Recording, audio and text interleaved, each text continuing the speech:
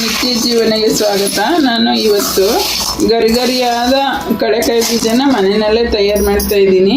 ಫಸ್ಟಿಗೆ ಹಾಕೊಳ್ತೀನಿ. ನಾನು ಬಿಸಿಲಲ್ಲಿ ಇಟ್ಟಿದ್ದೆ, ಬಿಸಿಲಲ್ಲಿ ಬಿಸಿಯಾಗಿದೆ.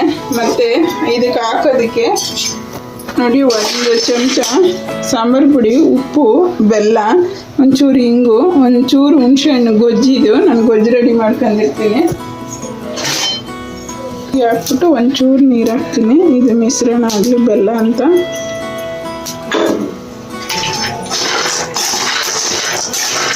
ಬಿಸಿಲಲ್ಲಿ ಬಿಸಿಯಾಗಿರೋದಕ್ಕೆ ಅದಕ್ಕೆ ಬೇಗ ಸಿಗೋಗುತ್ತೆ. ಒಂದು ಸ್ವಲ್ಪ ಕಡಿಮೆ ಸಿಮ್ಮಲ್ಲಿ ಇಟ್ಕೊಂಡು ಉರಿಬೇಕು. ಇನ್ನೂ ಚೆನ್ನಾಗಿ ಹಾಕಬೇಕು.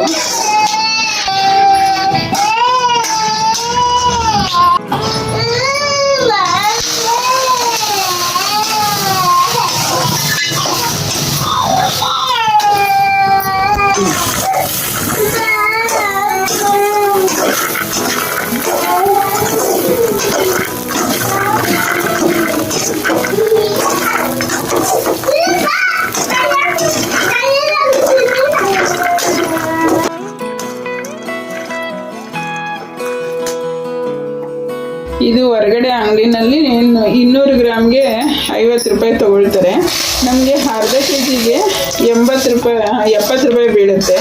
ಆವಾಗ ನಮಗೇನೆ ಲಾಭ ಇದು. ಮತ್ತು ಹೆಲ್ದಿಯಾಗೂ ಇರುತ್ತೆ. ಎಣ್ಣೆ ಇಲ್ಲ ಏನಿಲ್ಲ, ತುಂಬಾ ಚೆನ್ನಾಗಿರುತ್ತೆ ಸ್ನೇಹಿತರೆ. ನಾನು ಬಿಸಿಲಲ್ಲಿ ಚೆನ್ನಾಗಿ ಒಣಗಿಸಿ ಮತ್ತು ನಾನು ಕುಲಂಕುಷವಾಗಿ ತೋರಿಸಿದ್ದೀನಿ ಸ್ನೇಹಿತರೆ. ಆ ಥರ ಮಾಡ್ಕೊಳ್ಳಿ. ಇದು ಎಷ್ಟು ಟೇಸ್ಟಿಯಾಗಿರುತ್ತೆ ಅಂದರೆ, ಇಂಗು, ಘಮ, ಹುಳಿ, ಉಪ್ಪು, ಖಾರ ಎಲ್ಲ ನಾನು ಹುಣಸೆಹಣ್ಣು, ಬೆಲ್ಲ ಎಲ್ಲ ಹಾಕಿರೋದ್ರಿಂದ ಅಂಗಡಿನಲ್ಲಿ ಯಾವುದೇ ಕಾರಣಕ್ಕೂ ಈ ಟೇಸ್ಟಿಯಾಗಿರುವಂಥದ್ದು ಸಿಗೋದೇ ಇಲ್ಲ. ಅಷ್ಟೊಂದು ಟೇಸ್ಟಿಯಾಗಿರುತ್ತೆ. ನೀವು ಮಾಡಿ ಒಂದ್ಸತಿ, ನಿಮಗೇನೆ ಗೊತ್ತಾಗುತ್ತೆ. ಇನ್ನೆಲ್ಲ ಮಕ್ಕಳಿಗೆ ಹಾಲಿಡೇಸ್ ಲೀವ್ ಬರುತ್ತಲ್ಲ, ಹಾಗಾಗಿ ಈ ಥರದ್ದೆಲ್ಲ ಮಾಡ್ಕೊಂಡ್ರೆ ತುಂಬ ಚೆನ್ನಾಗಿರುತ್ತೆ. ಮನೆಗೆ ಬಂದಾಗ ಗಂಡು ಮಕ್ಕಳು ಕೆಲಸದಿಂದ ಬರ್ತಾರೆ, ಮತ್ತು ಮಕ್ಕಳುಗಳು ಸ್ಕೂಲು ಕಾಲೇಜಿಂದ ಬಂದಾಗ ಈ ಥರ ಕೊಟ್ಟರೆ ಖುಷಿ ಪಟ್ಕೊಂಡು ಒಂಚೂರು ಅದ್ರ ಮೇಲೆ ಹಾಲು ಮತ್ತು ಟೀ ಕುಡಿಯೋ ಅಭ್ಯಾಸ ಇರೋ ಟೀನೋ ಕಾಫಿನೋ ಕುಡಿದು ತುಂಬಾ ಟೇಸ್ಟಿಯಾಗಿರುತ್ತೆ ಇದು ಸ್ನೇಹಿತರೆ. ನಾನು ಮುಂಚೆ ಒಂದ್ಸತಿ ಮಾಡಿದ್ದೆ, ಈ ಸರಿನೂ ಮಾಡಿದ್ದೀನಿ. ಅದಕ್ಕೆ ನಾನು ಯಾವುದೊಂದು ಅಷ್ಟೇ ಫಸ್ಟ್ ನಾನು ಮಾಡಿ ಟ್ರಯಲ್ ಮಾಡಿ ಆಮೇಲೆ ವಿಡಿಯೋಗೆ ಮಾಡ್ತೀನಿ.